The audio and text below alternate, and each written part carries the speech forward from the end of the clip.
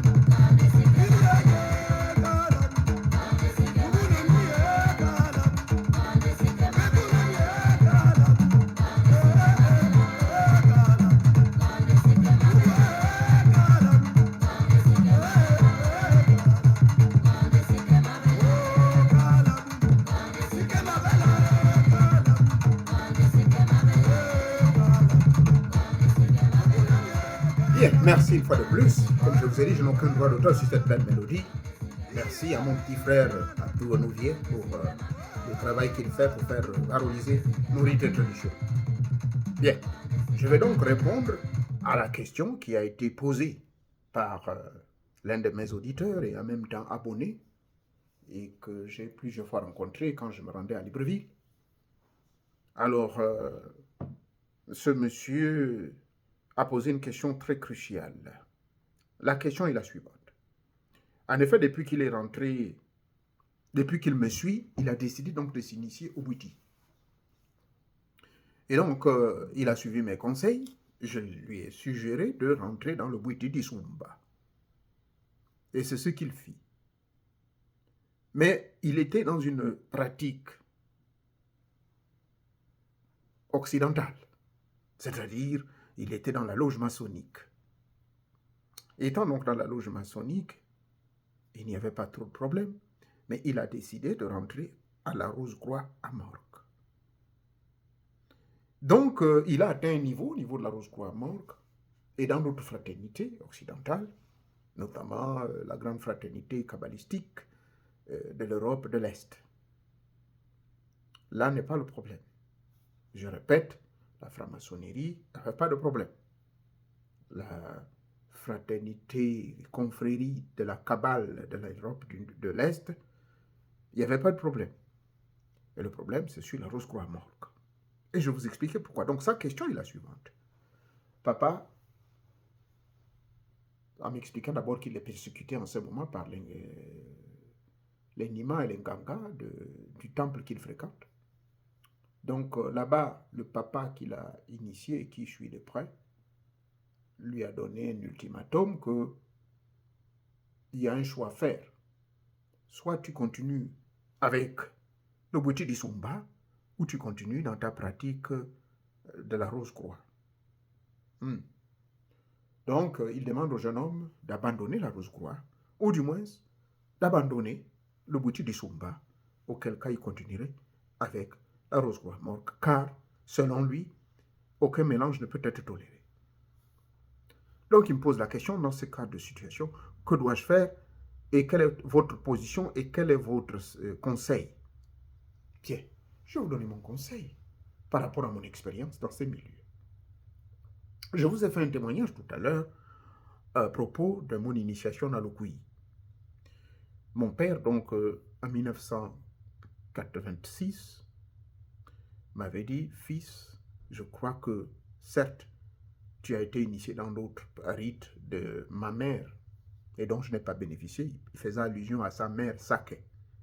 Pour ceux qui ne le savent pas, la mère à mon père est Sake. Et de l'autre côté, elle est, comment on appelle ce groupe? Je pensais pour moi qu'elle était Benga, mais je me suis rendu compte qu'elle était quelque chose avec le Simba dedans. Okande. Elle était Okande na Simba. Donc je crois que ce sont ses parents maternels. Là, je parle de ma grand-mère. Mais toujours est-il que ses parents Okande na Simba, c'était également en relation avec une certaine famille, Benga, dont j'ai fait la connaissance tout récemment. Là. Ben, bref, du côté donc de ma grand-mère, donc du côté Saké, j'ai bénéficié de beaucoup d'initiations. Entre les années 74 jusqu'en 76, avant de partir à Omboué, et sous son contrôle, bien sûr, en 75, lorsqu'elle nous quittera, 74 précisément, et lorsque je repars à Lambaréné en 79, et en 84, 86, c'est comme ça papa a eu vent de mon intention de me faire initier à l'Okouyi, puisque c'était la période entre le mois de juillet et août. Mais j'ai eu une intervention mystico-spirituelle des génies auprès de qui je m'étais, disons, de la grande société de la haute sorcellerie et magie des Indes, qui m'ont donné un ultimatum. Ils m'ont dit, si tu rentres là-dedans, tu es mort. Ils ont utilisé le mot mort. Et ce n'était pas de la blague. Je pensais que je rêvais. J'ai fait donc le rite de convocation pour me rentrer en contact avec le grand maître hindou, indien. Il est apparu. Il est apparu, il m'a dit, oui, il ne faut même pas commettre cette erreur. Parce que cet esprit-là, que tu vas aller prendre chez tes gens, tes parents-là, tu vas, soit si tu es résistant, tu vas devenir fou pour le reste de ta vie. Mais si tu n'es pas fort, tu vas mourir. Mais tel que nous voyons, tu mourras. Parce que cet esprit est très possessif et jaloux. Donc il faisait allusion à l'esprit de l'Okouyi. Bon, je n'avais pas voulu dire cette information à mon père. Mais quelque temps après, lorsque mon père me suggérera effectivement que en 86, quand il va me suggérer, 86, 87, qu'écoute, il est grand temps que tu rentres également dans les rites, puisque moi-même, ton père, j'étais initié dedans, ton grand-père, en dehors du fait qu'il était initié et initiateur également, bouitiste de Bouiti d'Isumba Nindia, mais il était également dans le Koui. Pour ceux qui ne le savent pas, hein, le Mouiri, il existe également chez nous, chez les Gallois. Le Mouiri existe partout, dans tous les groupes ethniques du Gabon. Mais ça a d'autres noms. Parce que c'est une porte d'entrée dans tous les grands rites secrets. Vous ne pouvez pas être un véritable initié de l'Okouyi si vous ne passez pas par le Mouiri des Okouyi, des Gallois. C'est comme ça. Ça prépare le chemin hein, pour la même chose dans le Bouiti. Bouiti d'Isumba, autre Bouiti. Sauf nous autres, qui n'avons pas vraiment... Parce que le Mouiri, en fait, c'est au jeune âge, très jeune, qu'on doit vous faire initier. Il est vrai qu'il y a des cas exceptionnels où j'ai vu des gens plus de 18 ans qu'on a mis là-dedans. Mais là n'est pas le chapitre. La question est la suivante. Est-ce que, étant membre de la Rose-Croix en Morca à un niveau très avancé, on peut continuer en même temps à pratiquer le Bouete d'Isumba? La réponse que je vais donner clairement à tous ceux qui sont dans cette situation. Première réponse, ça dépend de votre niveau, n'est-ce pas, au niveau du Bouiti d'Isumba. Si vous êtes juste au début, que vous êtes allé juste voir des choses qui se passent, vous n'êtes qu'un simple bandit, un non pratiquant assidu du Bouete pour devenir un bouitiste, il n'y a pas de problème. Parce que le but de l'initiation du Bouete, ce n'est pas pour aller voir, malgré les makangas qu'on va vous donner, ça dépend de là où vous allez les prendre. Le Bouiti d'Isumba lui-même, vous allez rencontrer certains esprits que certains appellent les Masiki et autres, à ne pas confondre avec les Masiki qui sont des êtres réels qu'on appelle les gnomes ou les Nyom, hein, qui sont les génies de la planète, de l'élément Terre et qui existent jusqu'à nos jours. J'en ai rencontré certains des années 75 également récemment à Port-Gentil. Donc, tout dépend du niveau auquel vous êtes, n'est-ce pas, au niveau du Bouiti d'Isumba.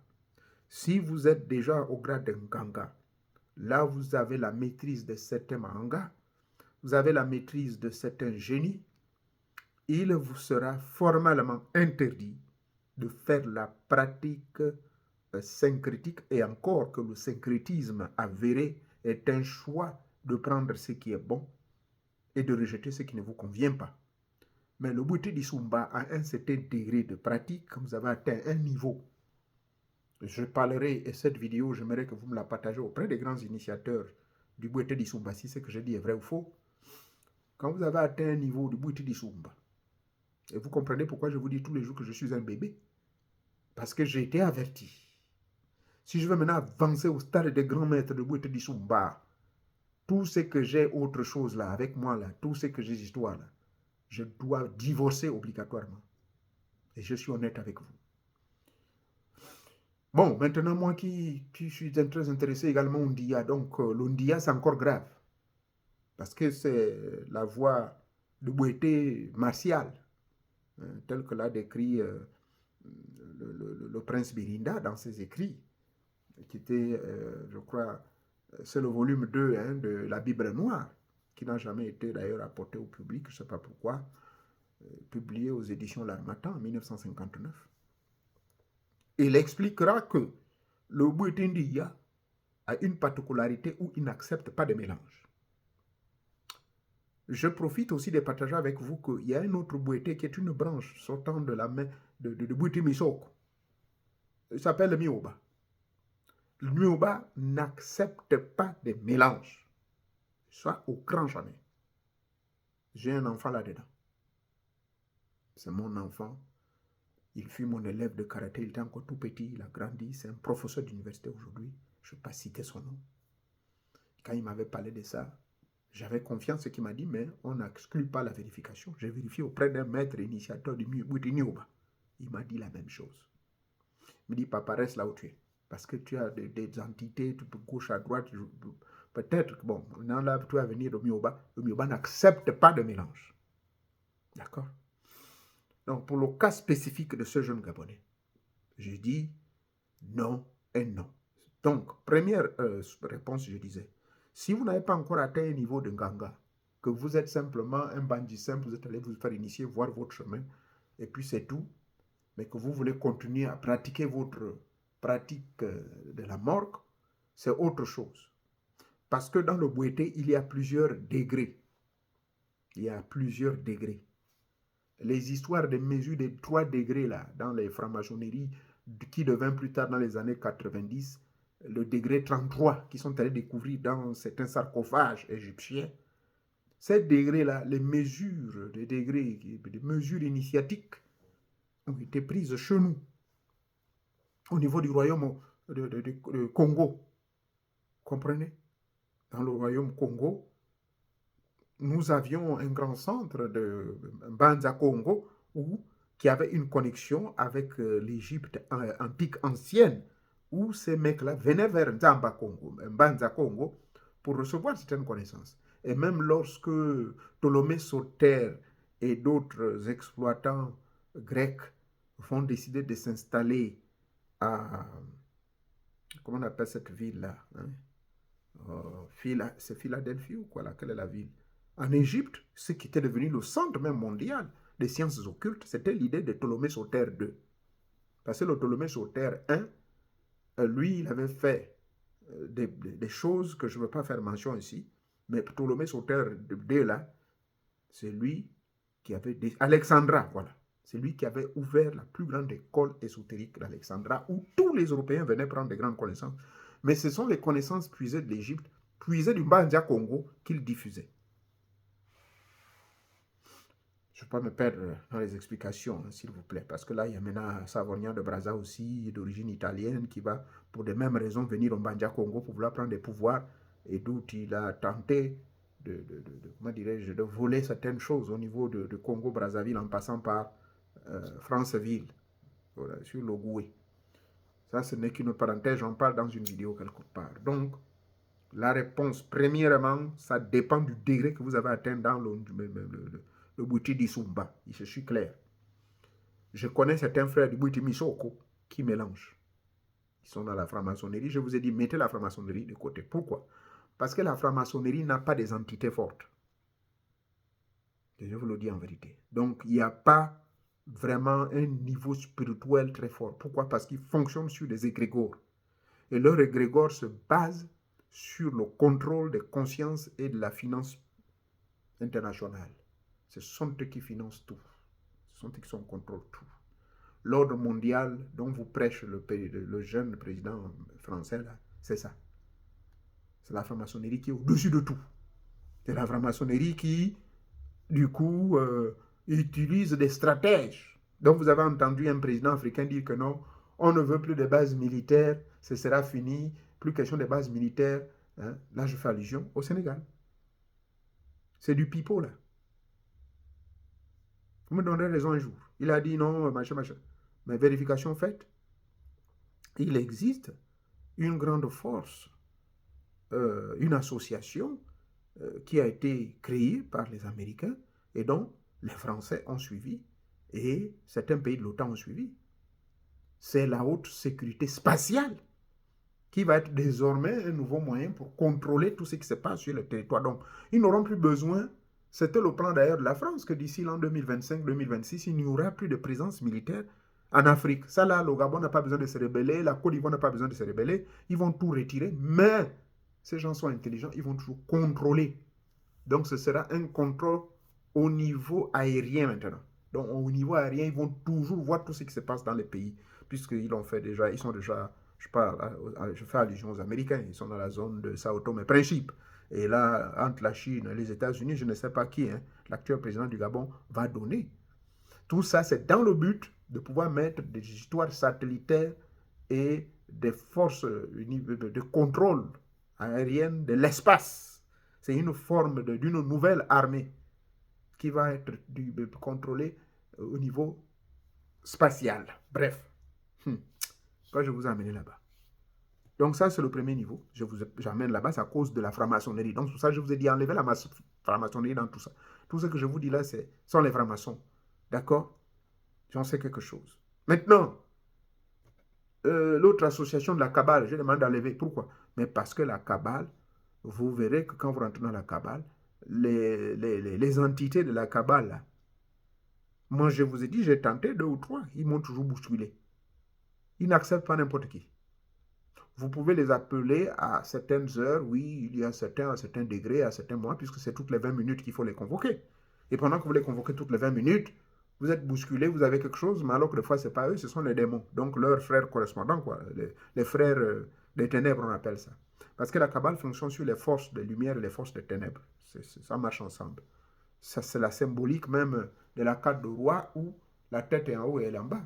Ce qui est en haut est comme ce qui est en bas. C'est ce qu'on vous dit que les Juifs savent ce qui est Dieu. Dieu, c'est le bien et le mal. C'est Dieu qui a créé ça. C'est lui qui est le bien et le mal. Et vous voyez les mêmes gens qu'on dit qu'ils sont bénis de Dieu, mais ils tuent, ils soulèvent les armes, ils tuent les gens. Bon, bref, on n'est pas là-bas. Donc, la rose-croix, par contre, vous connecte avec des véritables dieux, et notamment le dieu faucon. Et je discutais avec ce jeune homme, je lui ai dit, vous avez bien rencontré le dieu faucon, non? Oui, oui, oui. Le premier rite qu'on vous demande de faire dans votre maison, dans votre chambre. Voilà. Que vous soyez à côté de votre femme ou pas, il va apparaître dès que vous allez mettre en place et exécuter le petit rite qu'on va vous donner là. D'accord? Donc, Faucon, le dieu Faucon, vous savez qui est? C'est Horus. Mais vous savez, Horus, dans l'Antiquité égyptienne, et vous savez qui est Horus jusqu'à ce jour, le pouvoir qu'il a. Donc, c'est des divinités qui ne blaguent pas. Ce ne sont pas des entités égrégoriques, c'est des entités réelles, spirituelles. D'accord? Et vous aurez également la déesse Isis, qui, à un certain niveau de la Rose-Croix morte, viendra vers vous. Mais quand vous allez recevoir le 9e degré, parce qu'à l'époque, nous, quand on se fêtait initier, on nous parlait de 9, que le 10e, là je vous parle de l'empereur Bernard, à l'époque, je vous amène dans les années 78-80, il nous parlait, n'est-ce pas, que c'est le 10e degré qui vous est donné lorsque vous quittez cette terre. Mais aujourd'hui, on nous dit, non, vous pouvez vous franchir jusqu'au 10e degré, le grade de maître. Bref, chaque degré dans la franc-maçonnerie vous connecte avec des entités et pas les moindres. Ils ont bien compris la procédure car ils ont respecté la procédure originale de l'Égypte antique qui les avait exploités également au niveau de l'actuel Soudan. Parce qu'il existe un grand temple initiatique où les pratiques de la morgue étaient faites. Il y a de cela plus de 5000 ans, n'est-ce pas, antérieur à l'Égypte antique, antérieur à l'époque de Ramsès III, Ramsès II, III. Ça se passe donc au niveau du Soudan. Donc, le Soudan que vous voyez cache beaucoup de grands temples. Le tout récent, c'est au début du XXIe siècle, donc vers les années 2008, je crois, qu'on a découvert le plus vieux temple où il y avait toutes les figurines. On a découvert des grands secrets. Bref, donc, au niveau même du Soudan et de l'Égypte antique, la rose-croix amorque était pratiquée en plein. Maintenant, les Européens, ils ont sophistiqué ça à leur manière. Je ne dirais pas sophistiqué, puisque la véritable sophistication mystico-spirituelle reste l'original. Bon, aujourd'hui, c'est que la Rose-Croix morte actuelle utilise, c'est peut-être pas l'original à 100%, mais il y a une certaine efficacité lorsque vous suivez ça de près. Moi, j'en parle parce que je sais de quoi je parle. Quand je m'accroche à quelque chose, j'applique à la lettre. Et quand j'ai appliqué tout à la lettre, j'ai vu plus d'une douzaine de divinités.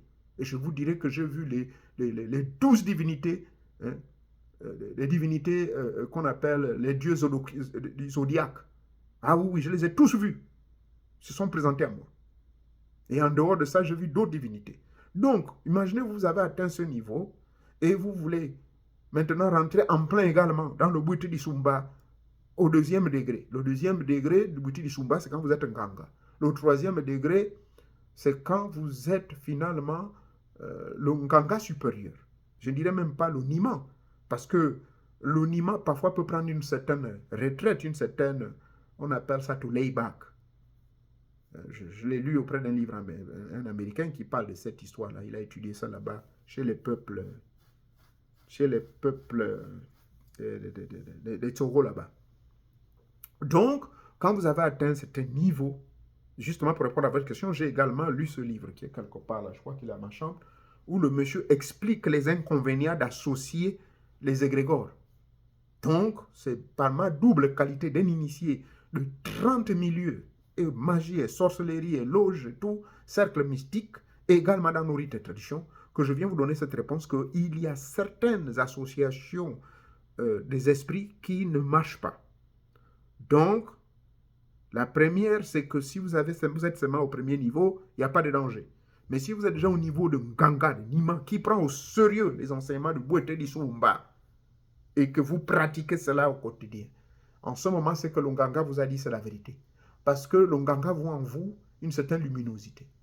Et comme vous-même me l'avez dit, bon, les gens ont soupçonné, mais eux, ils sont au courant.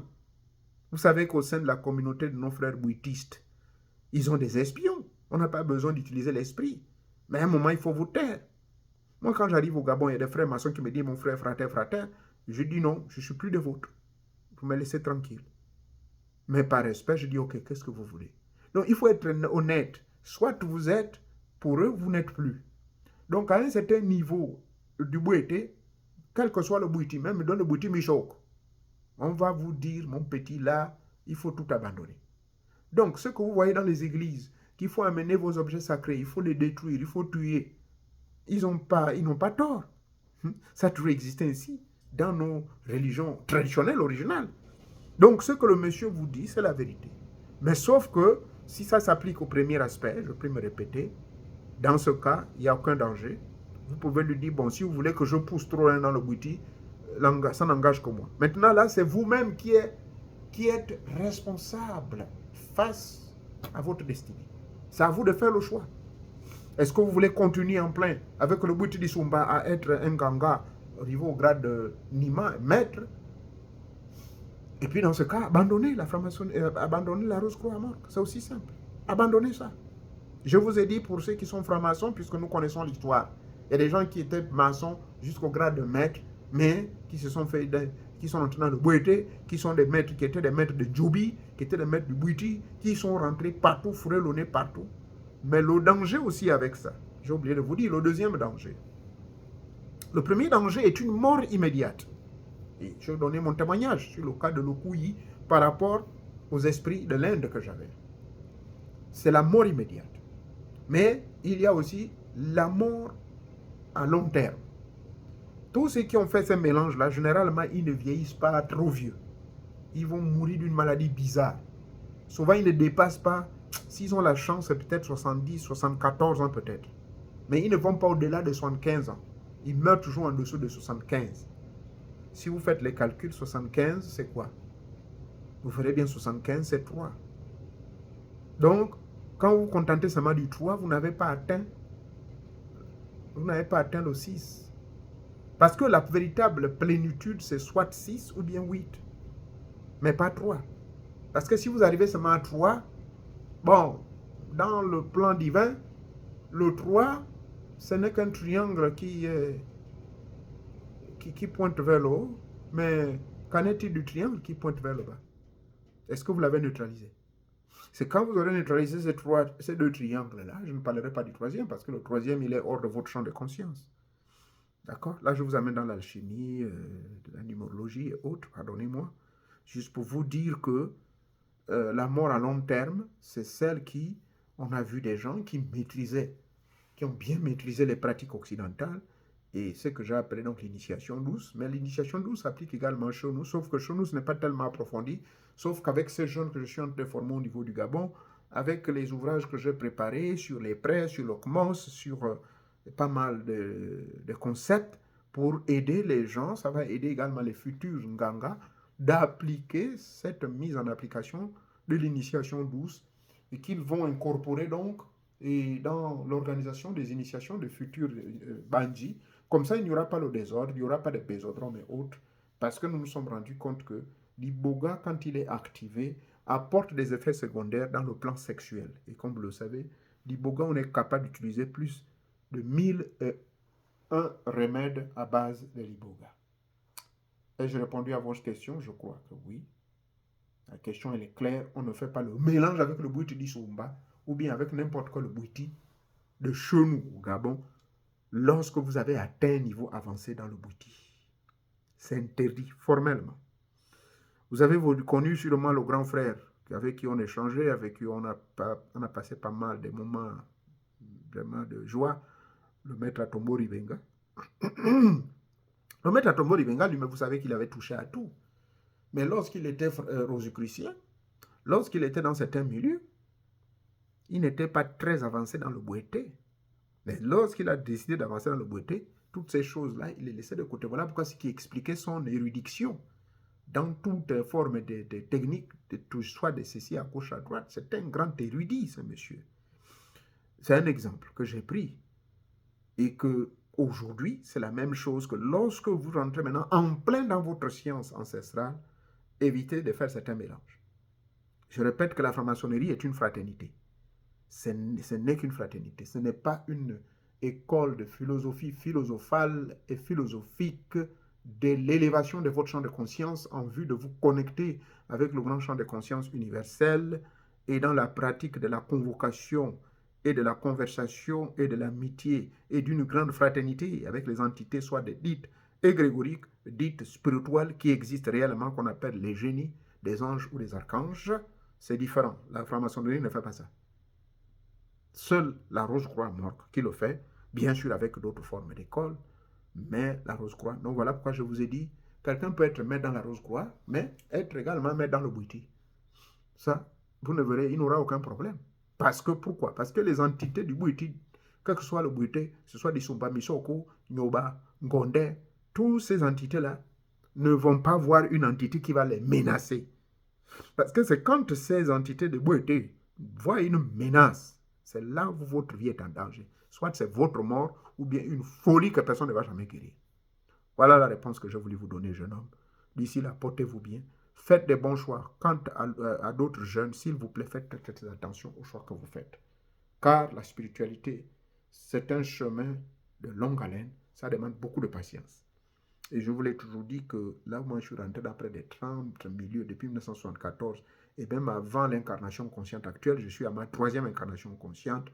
Et dans les années 1847, j'étais dans certains milieux au niveau de l'actuelle Centrafrique qui ne s'appelait pas Centrafrique. J'étais dans certains milieux du côté du Sénégal, dans certaines pratiques où je me sentais très à l'aise. Je vous amène dans les années 1942. Vous n'allez peut-être pas comprendre. Maintenant, de 1962 jusqu'à ce jour, j'ai fréquenté encore d'autres milieux, près de 30, où j'ai reçu des grandes initiations, mais je suis guidé par mes génies en moi. Ce sont ces génies en moi. Mais tant que vous n'avez pas atteint ce niveau, ne prenez pas le risque de mélanger. Ce sont mes génies en moi là qui me disent non, ça là, non. Ça, oui, pas de problème, prends-les. Il n'y aura pas de problème. Mais c'est de la diplomatie. On appelle ça la diplomatie. Relation internationale mystico-spirituelle. Ou bien la diplomatie mystico-spirituelle. C'est cela, on appelle ça. Parce que vous, tout comme dans le plan humain, nous avons une relation, la relation diplomatique ou les diplomates, mais c'est des gens justement qui doivent créer des relations de coopération, machin. C'est la même chose dans le plan spirituel. Merci beaucoup. Que Tété Monga vous bénisse.